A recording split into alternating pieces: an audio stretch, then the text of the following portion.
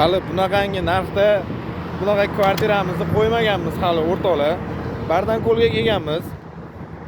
Xo'p, lokatsiyani tushuntirib o'taman. Bunaqasidan keladigan bo'lsa, Chorvoq yo'limiz o'rtoqlar.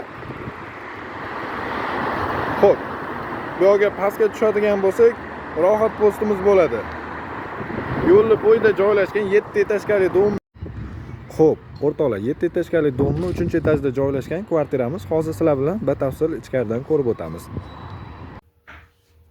Xo'p, oddiy eshigimizdan kirishimiz bo'ladi o'rtoqlar. Kirganimiz mana shunaqa kattagina holimizni ko'rishimiz mumkin.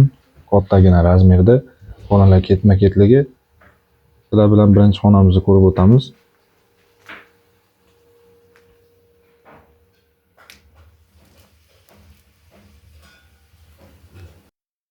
Xo'p, o'rtoqlar, mehmonxona sifatida foydalansanglar bo'ladi. Kattagina razmerda.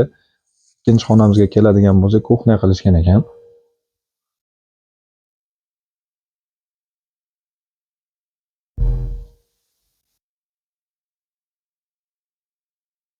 Xo'p, to'g'ridagi xonamizga ko'radigan bo'lsak, o'rtoqlar, bu yoqda bitta detskiy xona sifatida foydalanishyapti. Ko'rganingizda juda ham chiroyli qilib qo'yishgan ekan. Xo'p, bu yog'imizdan yana bitta xonamizni ko'rishimiz mumkin bo'ladi. Kattalarimiz uchun spalni xonasi sifatida foydalansanglar bo'ladi. Kattagina razmerda.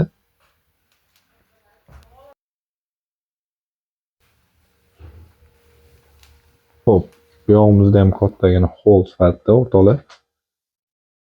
Alohida sanuzorlarimizni ko'rishimiz mumkin.